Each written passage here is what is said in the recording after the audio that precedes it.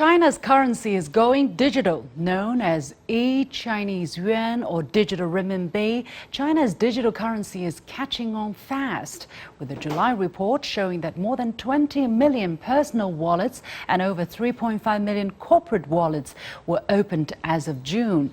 The transaction value already reached 34.5 billion renminbi or 5.3 billion US dollars. So what do those numbers tell us? What can digital renminbi do that wasn't possible before? And as Beijing hosts the 2021 Global Digital Economy Conference from August the 2nd to the 3rd, what other steps is China taking to build a digital society and why? I'm pleased to be joined via Zoom by Alvin Foo in Shanghai, who's co-founder of DAOventures, an automated asset management company, and Dr. Shuang in Beijing from the Department of the International Finance of the Chinese Academy of Social Sciences. Welcome to The Point. So, Mr. Foo, for those of us who don't already know, first, what is e-Chinese yuan and how does it work? What can it do that wasn't possible before in terms of an everyday user like me? Well, e-CNY is actually a digital currency on blockchain issued by the PBOC, and it's a legal tender made for the purpose of retail payment. And obviously, e-CNY is actually backed by PBOC. And PBOC being the People's Bank of China, China's central bank, yes. Correct, as PBOC, and it's actually regulated by PBOC and issued by the Tier 2 institution banks like ICBC, Bank of Construction, Bank of China, who then distribute it, right? And obviously, the entire thing is actually managed by PBOC. They manage the asset, they set the ground rules, and obviously, more importantly, they collect all the data. But having said that, the e-CNY doesn't replace cash. Cash will stay as where it is, and it will continue to be used in conjunction with e-CNY. But exactly why is e-Chinese yuan devised to do what is, which is not possible at this moment, Mr. Foo? Now, we talk about financial inclusion. Now, there are a lot of people who are actually, those people who are unbankable.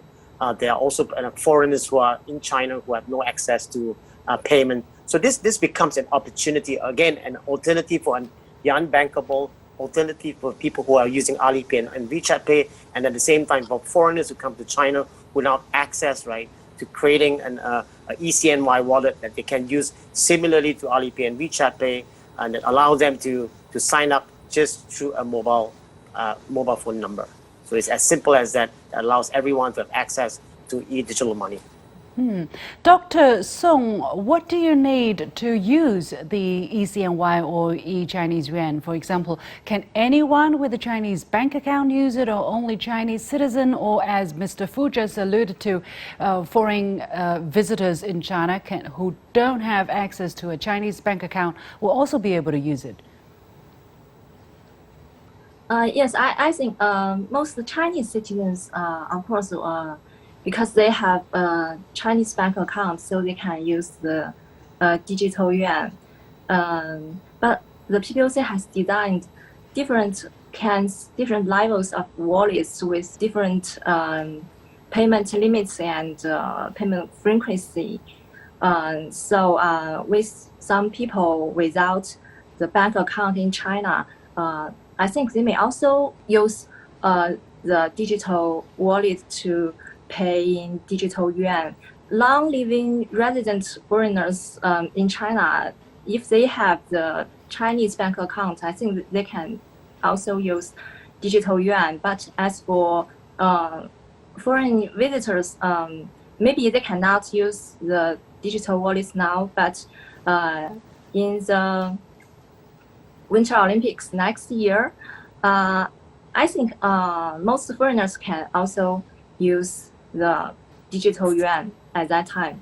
Mr. Fu, China already has, as I said, many digital payment platforms such as WeChat and Alipay. And just now you talk about people who don't have these applications or don't have access to these platforms will be able to use the new digital yuan.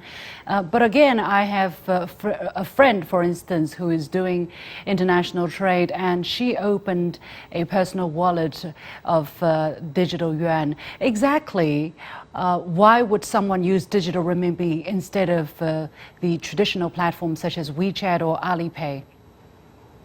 Well, again, as I've said earlier, Liu Shen, is that this is an alternative. I think the purpose of China government the PBOC creating this is actually, I mean, for the long term, is really to make sure that the renminbi continues to be very dominant and also a very strong currency.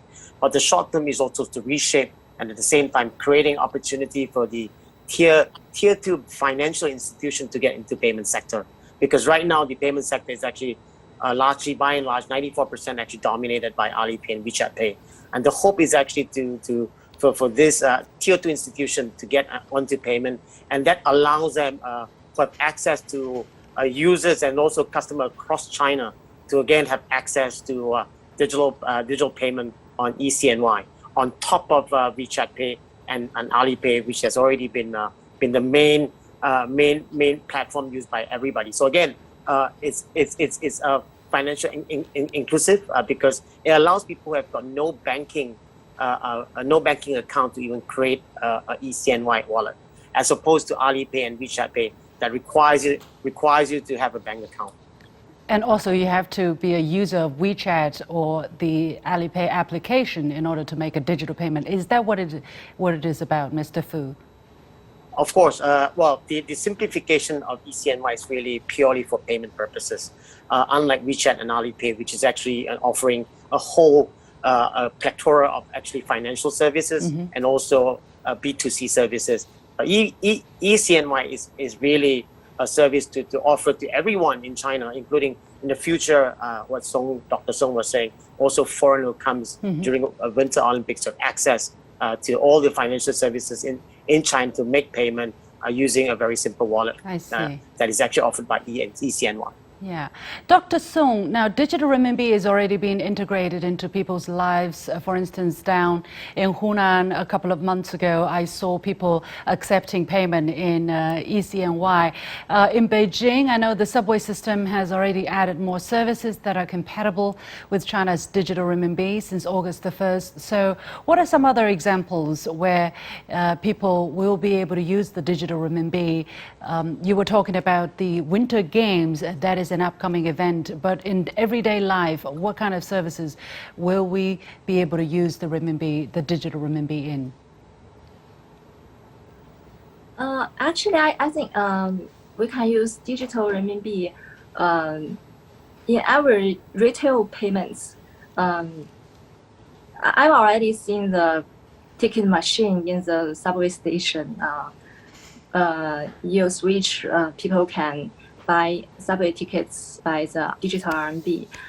During the Winter Olympics, the PBOC also tests several other scenarios, such as self-service supermarkets and vending machines, so people can very easily to buy things by the e-currency, e-CNY, and also they also developed some wearable devices such as payment gloves or payment badges.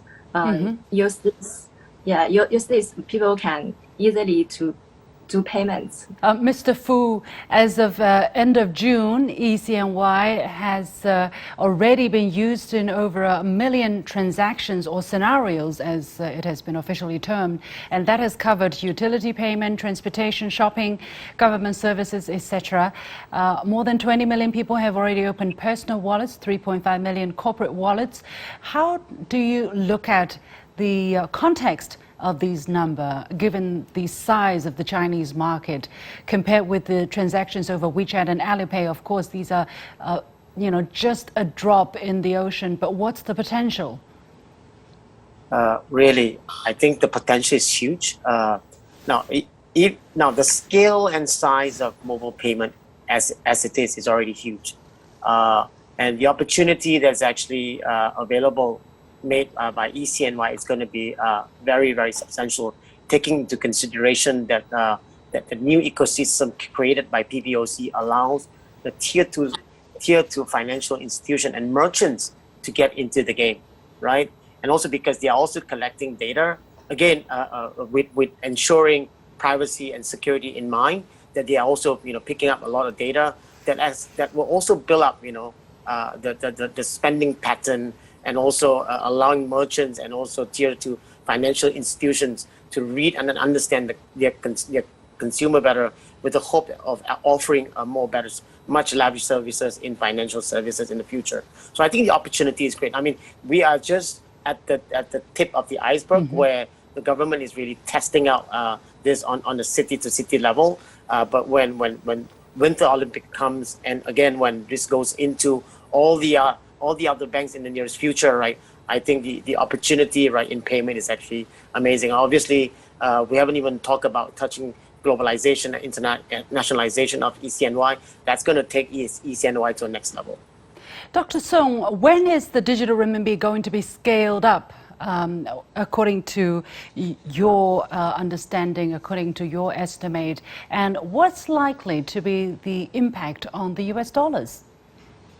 I think the PBO, the e-CNY, they still need time to let more people to use it, because Alipay and also WeChat has already many users, and they used to use such digital wallets to do payments. So how to make the people to accept e-CNY is, I think it's still a challenge, because although I do research on the e-CNY, but I haven't used it. And as for its impact on the dollar, actually, we know there are many voices about this issue. Many people think the e-CNY may challenge the dollar's position in the international monetary system. But I think the people who have these views, they actually do not know much about the e-CNY, and do not have enough knowledge about the international finance. Because we know if a currency wants to be an international currency, it depends on many fundamental natures, like the country's economic power, or its financial markets development, but not the form of the currency. So I think if they know more about the e-CNY, they may know that actually we developed this digital currency just for our country's development, just want to make our country better, instead of to challenge or threaten any other currencies. Yeah. So, Mr. Foo, let me pose a similar question to you to get your opinion. Although technically ready for cross-border use, e-CNY is currently still designed mainly for domestic retail payments, and the reports say the People's Bank of China will explore possibilities in the future. What does this innovation, however, mean for the process of renminbi internationalization? Well, my take is that I agree to a great extent to what Dr. Song was saying. I mean, e-CNY was really largely designed for the Chinese market. Obviously, with the digitization of money, then obviously it also allows it to cross border. So that's why there is always this conversation around whether e-CNY will threaten US dollars and being in the international currency. Again, there are a lot of moving factors that needs to be accounted for, and many domestic and global conditions will need to be met first, right? Even before it can truly become a international trade and also reserve currency. That's another topic, right? But we are far from that, because that was not the purpose that I think is being made. But I think there are already some pilot projects that has gone on in Asia. I think it was between Shenzhen and also Hong Kong, and also Thailand, and another country in Asia where there was a cross-border of testing of trial run using the e-CNY. I think this is a great possibility, but because again, when you look at Southeast Asia, it's largely or prior to COVID, this is still a sector where a lot of Chinese travelers actually travel to these areas, and the e-CNY become just the perfect tool, payment tool, right, to leverage, right, in terms of people traveling within Asia and getting that e-CNY in place, right, to make payment back to merchants and also the travelers. I think it's a perfect pilot project. It hasn't gone into a big scale yet, and if you look at China, it's still very early stage, right? Yeah. But there is a possibility that I think this would go further, because if you look at the top 20 countries that China travels to, that can be possibility that e-CNY be exported to these countries and then facilitate payment for international Chinese international travelers. So I think that the possibility is huge. But again, e-CNY is not made to challenge anybody. I think China happens to be at the forefront because of the availability of technology, the availability of adoption, and again, a sizable market to cater for the Chinese market, again, to open up competition, because this for many years it has been two players running the payment market. So here comes e-CNY that opens up the payment market and allowing the local banks, right, to get into the business. I think the opportunity is tremendous, but again, it's really a China-centric deployment. Many thanks to Alvin Foo and Dr. Shuang. And with that, we come to the end of this edition of The Point with me, Liu Xin. As always, you can follow me on Facebook and Twitter using the handle Liu Xin in Beijing. Thanks for watching. You've got The Point.